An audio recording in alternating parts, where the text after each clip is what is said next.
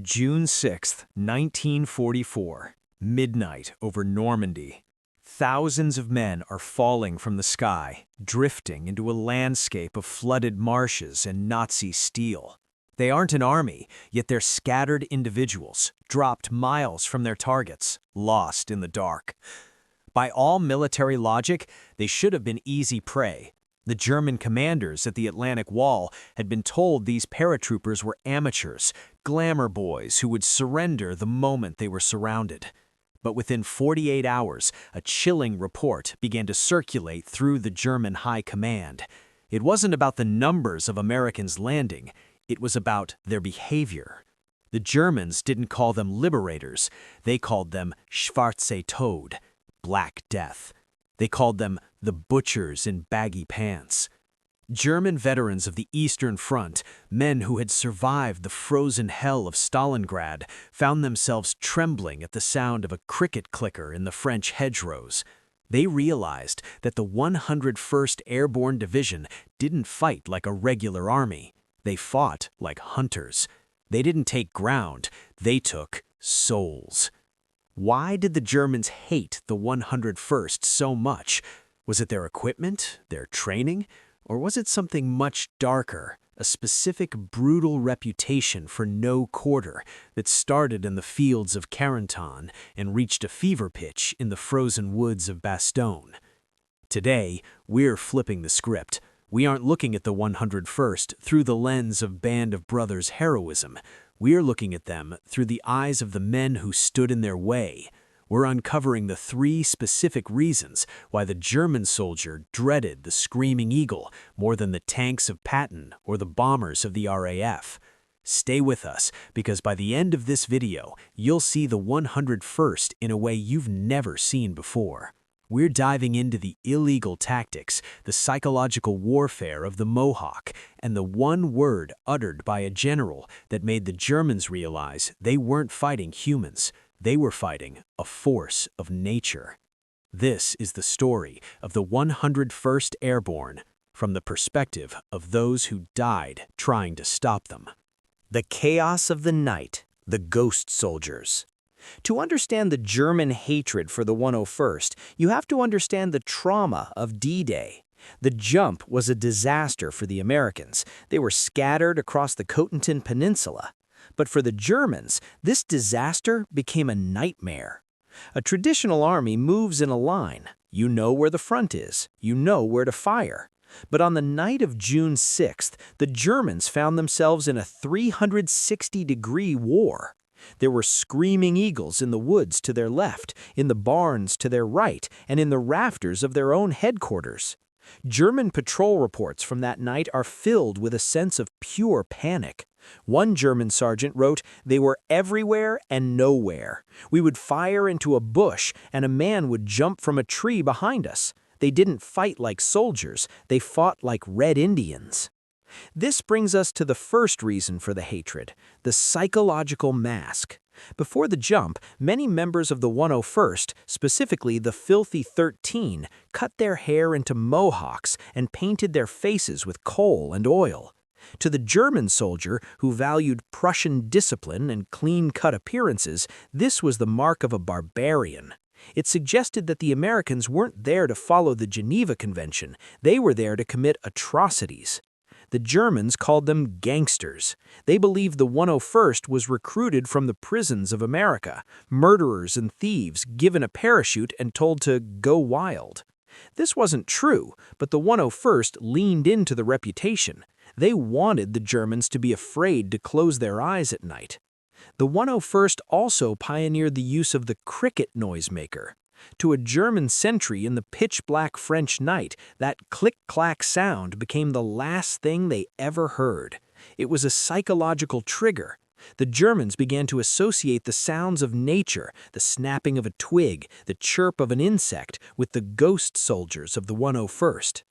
But the hatred turned from fear to genuine loathing during the Battle of Carentan.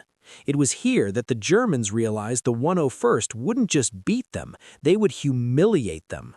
The 101st was an elite unit, and they knew it. They fought with an arrogance that infuriated the Wehrmacht. While the regular U.S. infantry might wait for artillery support, the 101st would simply charge. They used aggressive patrolling tactics that felt more like assassination than warfare. By the time the sun rose over Carentan, the German paratroopers, the Fallschirmjäger, realized they had finally met their match. And in the world of elite soldiers, there is nothing more bitter than a rival who is just as good, but twice as mean.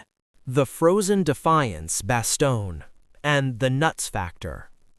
If Normandy was where the Germans learned to fear the 101st, Bastogne was where they learned to hate them with the heat of 1,000 suns.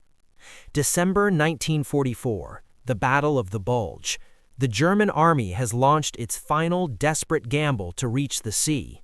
In their way sits a small Belgian town called Bastogne. It's a vital crossroads, and holding it is the 101st Airborne Division, completely surrounded, outgunned, and lacking winter clothing.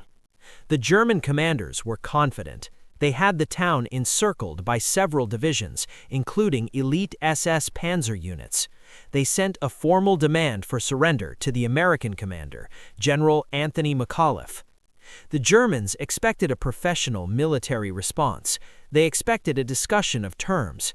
Instead, they received a single word on a piece of paper: nuts. To the German officers, this was the ultimate insult. They didn't even understand the slang. They had to ask the American messenger if it meant go to hell. When they realized it was a dismissive, mocking no, their professional pride was shattered. The German response was a rain of fire. They unleashed the most concentrated artillery barrage of the war on the 101st's positions. They sent waves of tanks and infantry into the woods. But the 101st wouldn't break. And this is the second reason for the hatred: the refusal to die. The Germans were used to the logic of war. If you are surrounded 5-1, if you are starving, if you are freezing, you surrender. That is the civilized thing to do. But the 101st ignored the logic. They stayed in their frozen foxholes, fighting off tiger tanks with nothing but handheld bazookas and pure spite. German infantrymen who survived the assaults on Bastogne spoke of the demons in the snow. They described Americans who would pop out of holes after an artillery barrage that should have killed every living thing.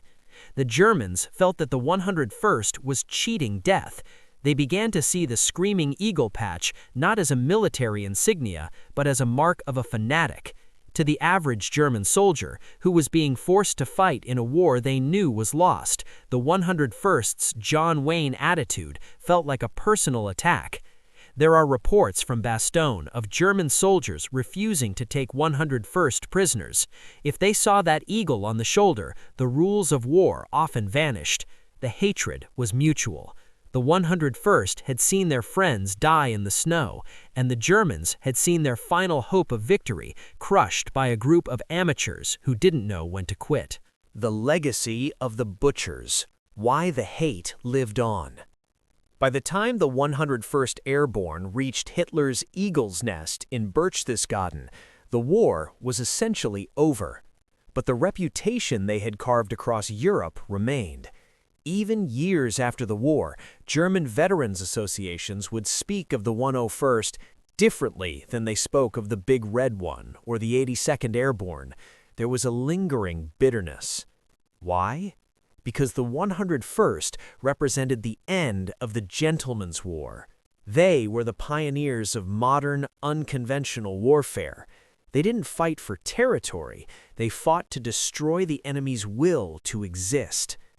The third and final reason for the hatred was the lack of fear.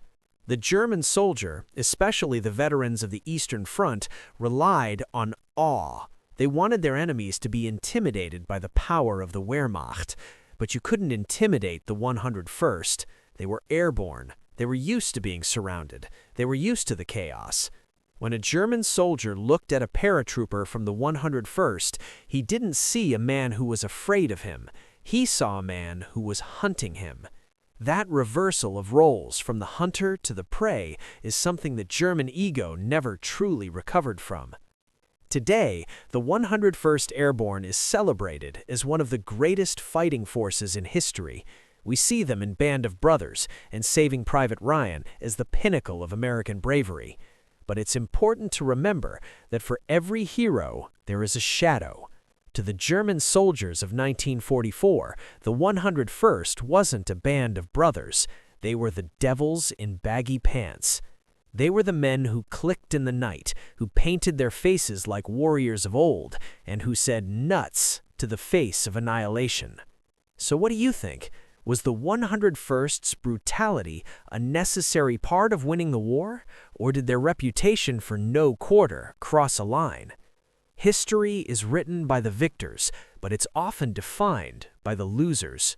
Let me know in the comments below if you think the German hatred for the Screaming Eagles was justified, or if it was just the sour grapes of a defeated empire. If you want to dive deeper into the hidden stories of the greatest generation, click the video on your screen right now. Don't forget to subscribe and hit that bell icon.